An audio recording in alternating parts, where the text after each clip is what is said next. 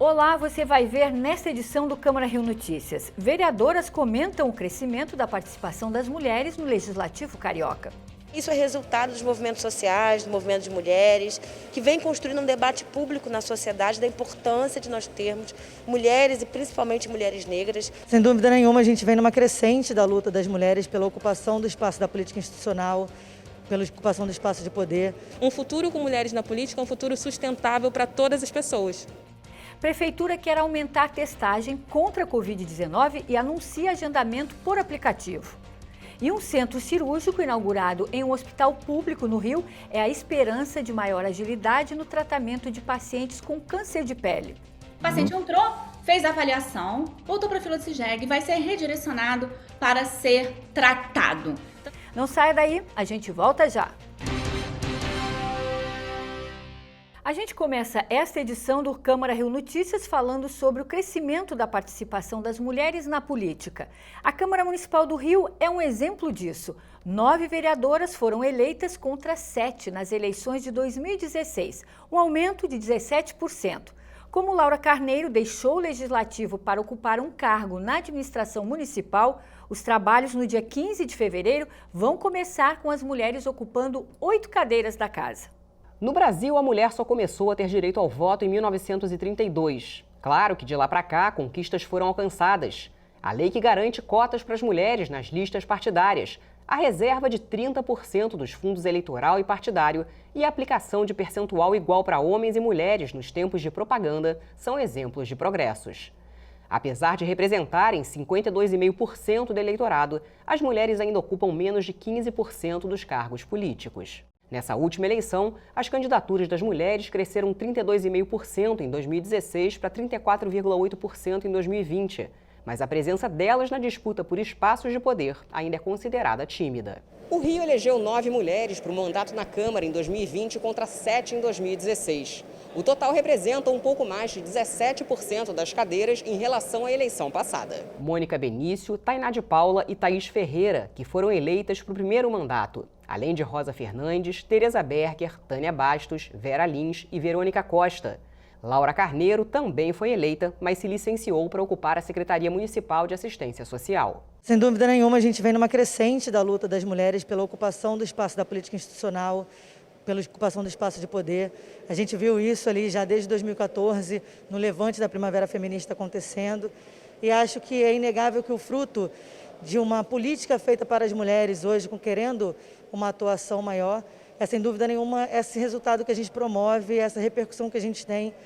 Após o assassinato da Marielle, inclusive, o que a gente poderia ter tido como um acatamento ali da barbárie, foi justamente uma resposta contrária que a gente resolveu dar, que foi de estar disputando mais a política. As mulheres negras se colocaram mais também para a disputa da política institucional e a gente vê esse resultado. É claro que é um resultado ainda muito simbólico, né? muito modesto diante do que a gente precisa, diante do que a gente quer construir, mas é de fato já uma caminhada acontecendo e é uma articulação do movimento feminista, sem dúvida nenhuma, que faz essa crescente da gente ter aí a ousadia, porque ainda é uma ousadia querer ocupar espaços que são tão fundamentalistas, misóginos, né, machistas, que tem como projeto de poder excluir as mulheres dessas casas.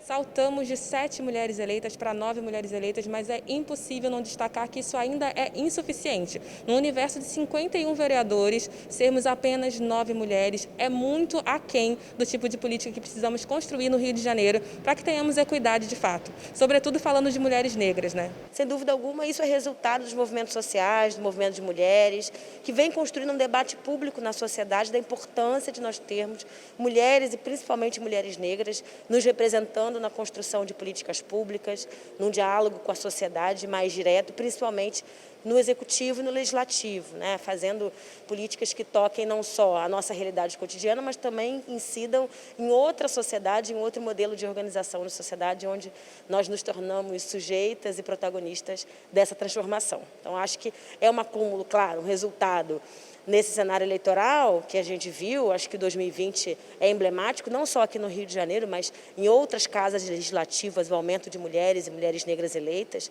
mas é o acúmulo de um resultado histórico de anos, décadas, né, de discussão do debate antirracista, da inserção das grandes maiorias, né? Não gosto de usar o termo minoria, da inserção das grandes maiorias nas casas de representação do povo. Será que são números animadores? Talvez, mas existe ainda um longo caminho para a igualdade de oportunidades. Precisa de ter investimento para a gente conseguir fazer política pública de qualidade e a gente precisa pautar que essa sociedade é profundamente machista e se comporta como os homens sendo donos dos corpos das mulheres. A gente viu isso nos últimos índices de feminicídio, num 2020 que foi marcado tragicamente por um momento de pandemia, o índice de feminicídio aumentando de forma alarmante, com esses casos que nos chocaram agora, com o assassinato da juíza, né, por feminicídio na véspera do Natal. Recentemente, agora, a Bianca desaparecida, que foi aí provavelmente assassinada pelo ex-namorado. E isso é fruto de uma sociedade onde os homens acham que ter o corpo da mulher como posse para si, podem fazer o que quiser, nos tiram o direito básico, inclusive, de dizer com quem a gente deve se relacionar, ao ponto de produzir uma ação punitivista, inclusive com as nossas vidas, quando a gente não acata determinadas normas sociais. É importante a gente reforçar de que há 2 anos atrás a gente teve execução sumária de uma parlamentar negra de origem popular, de origem favelada, que é Marielle Franco, e nós temos apenas 3 mulheres negras eleitas nesse contexto pós-execução de Marielle. Ainda é um aumento muito tímido, muita subrepresentatividade, nós temos 22% do eleitorado do Rio de Janeiro representando aí de mulheres negras e nós, obviamente, não estamos dentro, inseridas, de fato, nessas estruturas de poder que são extremamente anti-feministas, anti-mulheres, anti-povo, anti-negros. Como é que a gente consegue estabelecer uma outra relação de poder e uma outra relação de inserção, de priorização de agenda pública se nós não estamos aqui? Como é que dá para fazer sem nós? Acho que é um grande debate que acho que essas algumas conseguem começar a movimentar na Câmara de Vereadores e nas nossas outras esferas de debate público. A representatividade feminina na política é uma possibilidade real de mudar o cenário que nós temos. Pesquisas e estudos já evidenciam que sim, as mulheres diminuem os índices de corrupção, as mulheres entregam melhores soluções para toda a população. Não se fala de um olhar sensível, de um olhar materno. É de fato um olhar mais firme e responsável sobre a sociedade que a gente quer entregar para todo mundo. Um futuro com mulheres na política é um futuro sustentável para todas as pessoas. Na sua opinião, o que pode ser feito para que esse número aumente nas próximas eleições? Acredito que a gente precisa formar novos quadros, sejam dentro dos gabinetes, sejam nos partidos, sejam nas escolas, a educação cidadã para todas as mulheres, para todas as meninas, né? E criarmos boas referências também de mulheres na política, com certeza vai ajudar para que mais de nós estejamos ocupando esses espaços e para que mais de nós entendamos que sim, a política também é um espaço para mulheres, para todas as mulheres. A vereadora Tereza Berger está no 5º mandato aqui na Câmara e acredita que a discriminação ainda existe. Eu vejo com muita satisfação o fato de mulheres estarem ocupando posições de destaque na administração pública. Mas eu diria que esse crescimento ainda é muito modesto. É só você olhar o número de homens que ocupam essas funções e o número de mulheres, quando nós sabemos que a população brasileira é constituída por mais mulheres do que homens. Então, a discriminação ainda existe e não é por falta de capacidade, de talento. A mulher é talentosa, sim. A mulher tem uma capacidade gerencial enorme. Então, que os nossos gestores possam, a cada dia, abrir mais espaço para as mulheres. O carioca já pode agendar a realização de testes de Covid-19 por aplicativo. A ideia da prefeitura é ampliar a testagem no município com a realização de 1.500 exames por dia. O agendamento do teste da Covid-19 pode ser feito de 2 maneiras. A primeira é pela central telefônica 1746. A segunda é pelo aplicativo de celular chamado Rio Covid-19. Nas 2 opções, o carioca precisa fazer uma autonotificação e declarar que tem sintomas. O exame será o PCR, o mesmo que usa cotonetes para colher material do nariz. De acordo com a prefeitura, o objetivo é testar 450 mil pessoas. A previsão é que sejam feitos 1.500 testes por dia. Para usar o aplicativo, o carioca deve digitar o CEP da residência, informar peso, altura, e-mail, celular, se faz parte de grupo de risco, se for mulher é preciso declarar se está grávida ou não e se tem comorbidades. Em seguida, é preciso dizer a data do início dos sintomas, marcar esses sintomas em uma lista já pré-definida, informar se teve algum outro não citado, responder se já fez o exame PCR e enviar os dados. A Prefeitura disse que pretende começar a imunização entre os dias 20 e 25 de janeiro. A decisão depende da Anvisa autorizar o uso emergencial das vacinas. 2 laboratórios já solicitaram, a Fiocruz e o Instituto Butantan. E você vai ver no próximo bloco. Novo centro cirúrgico em hospital público da Zona Sul promete agilizar o tratamento contra o câncer de pele. A Prefeitura do Rio começou a distribuir nesta segunda-feira as guias de pagamento do IPTU em papel. Este ano não haverá envio de carnês e o contribuinte receberá apenas uma única guia que também poderá ser acessada pela internet. E tem mais novidades. Os proprietários de imóveis vão ter que fazer uma declaração anual de dados cadastrais. A partir deste ano, os cariocas precisam fazer uma atualização de todos os imóveis cadastrados na Prefeitura do Rio, sujeitos ao pagamento do IPTU. O contribuinte tem até o final de junho para entregar a declaração na internet. Eu converso com o advogado tributarista, Dr. Davi Nigri. Doutor Davi, muito obrigado, então, pela sua presença para falar desse tema. Eu gostaria de iniciar essa entrevista com um conceito seu em relação a essa declaração. O que é essa declaração? Bom, para começarmos, eu gostaria de primeiro explicar uma coisa técnica, mas que não é tão difícil assim, é conceito de lançamento. Tá? Todo tributo ele tem que ser lançado. O que é lançar? É quantificá-lo. Tá? Então, o que acontece? O IPTU sempre foi um tributo com lançamento de ofício. O que significa isso? Significa que o ente tributante, que é o município, ele tem os dados de todos os imóveis do Rio de Janeiro, assim como outros municípios também têm os dados dos proprietários de outros imóveis. E, com base nesses dados, eles calculam o IPTU. Então, emitem o carnê, e caso você não concorde, você tem o direito de impugnar, porque muitas vezes a área, a tipologia e diversos outros fatores não estão corretos. Então, você, naturalmente, faz o que eu tenho feito vários anos, entrando com defesa e impugnações administrativas ou judiciais. O que acontece é o seguinte, existe outro tipo de lançamento, tá? Que é o lançamento por declaração. É justamente o que nunca foi o IPTU. O que é um lançamento por declaração? Você declara, tá? E com base no que você declarar, eles vão, então, calcular. Aí você vai me dizer, que grande diferença faz? A diferença é o seguinte, que se amanhã você declarar algo errado, você não vai poder impugnar algo que você mesmo declarou. Tá? Eu estou tentando falar de uma forma sem juridiquês, bem simples, para você entender. Mais ou menos é a história do imposto de renda. Tá? Que, na verdade, o imposto de renda ele é por homologação, mas não é muito diferente, porque agora, como o pessoal comenta, ele é mais até declaração do que qualquer coisa.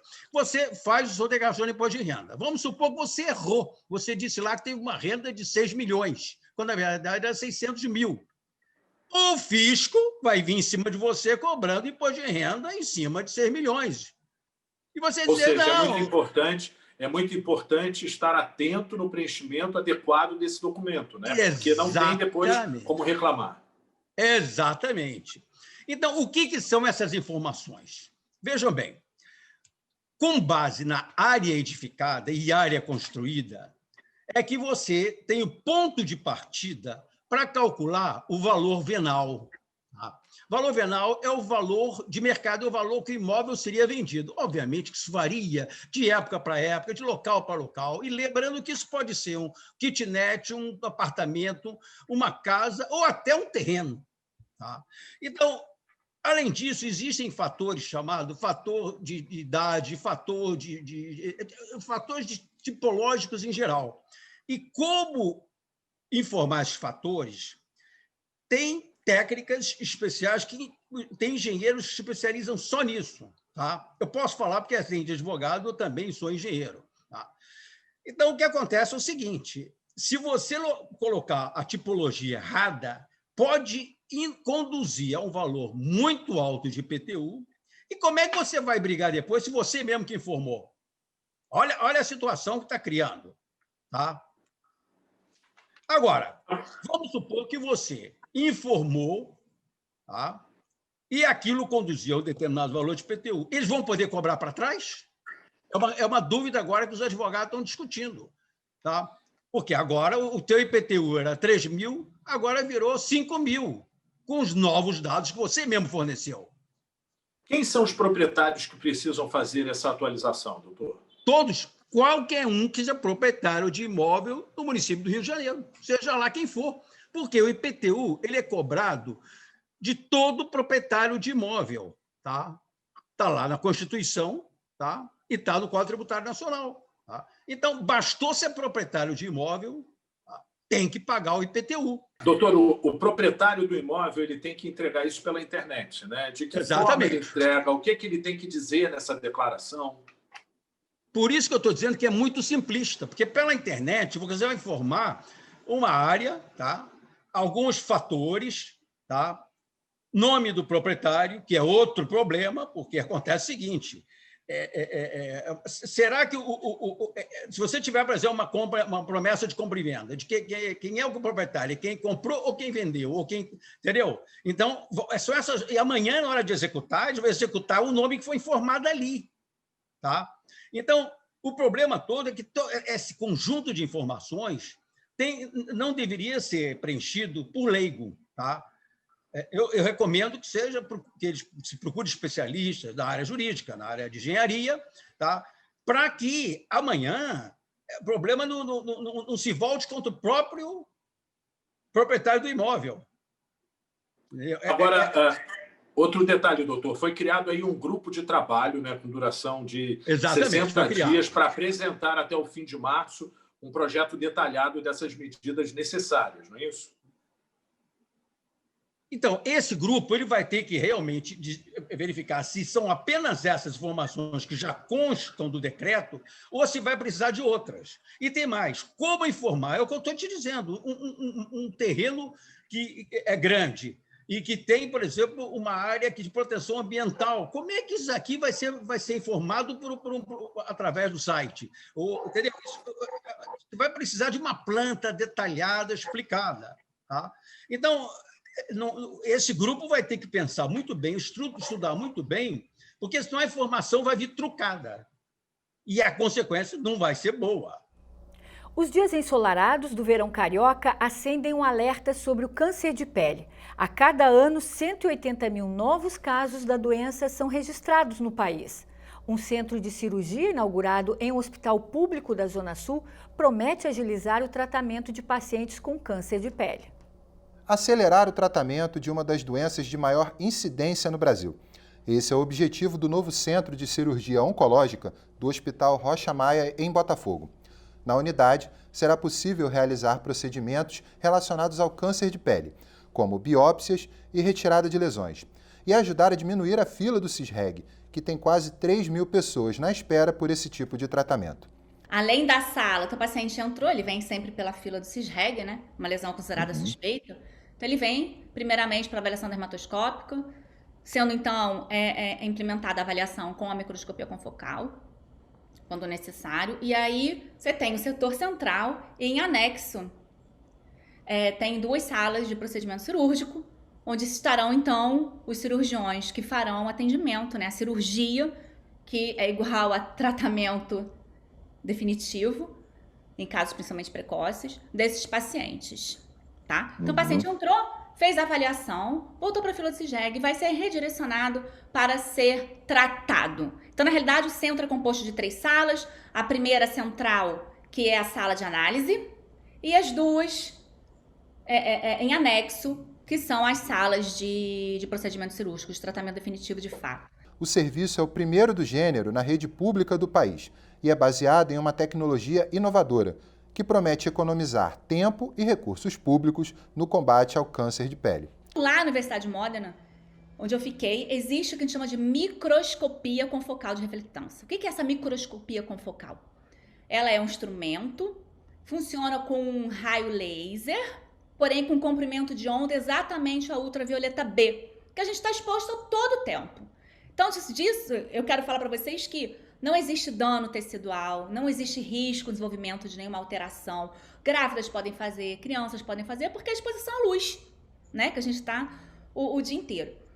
O diferencial dessa tecnologia é que o paciente chegou com alguma lesão que te levanta um quê de suspeição, você já, no mesmo momento, você faz uma análise histológica sem corte. É o que a gente chama de uma biópsia em vivo. Biópsia na pele que está ali do paciente. Então, você tem uma lesãozinha, você suspeitou daquilo, você acoplou o microscópio confocal, você fez a avaliação em profundidade e de toda a área acometida e você tem uma precisão diagnóstica muito superior.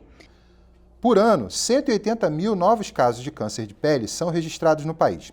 A boa notícia é que, quando descobertos no início, a chance de cura chega a 90%.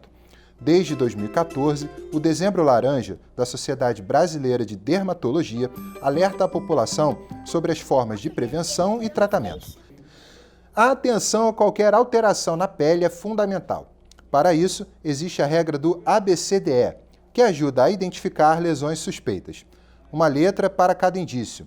A para lesão assintomática, B para bordas irregulares, C para alteração de cor, D para diâmetro maior que 6 milímetros e E para a evolução da pinta.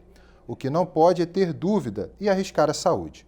Além da população saber que existe esse centro de oncologia cutânea, cheque-se a si próprio, cheque a sua família, olhe um às costas do outro. Muitas vezes a gente vê que parceiros, né, eles se diagnosticam porque a gente não consegue ver nossas costas, né? Então, a gente ter o hábito de incentivar a população a fazer esse cheque, né, nas próprias, entre a família, é muito importante. Visualizou a regra ABCDE, tem dúvida? Não espere ter certeza da inclusão na ABCDE. Teve dúvida? Vá procurar de imediato um dermatologista. Tá com uma lesão, que é uma feridinha que não cicatriza? Vá procurar o dermatologista. Tem uma lesão nova? Vá procurar o dermatologista, pois o diagnóstico precoce e o tratamento precoce é aquilo que de fato vai salvar a tua vida. E o Câmara Rio Notícias de hoje fica por aqui. Acompanhe a nossa programação nas redes sociais. A Rio TV Câmara está no YouTube, no Facebook, no Instagram e também no Twitter. Obrigada pela sua companhia e até a próxima!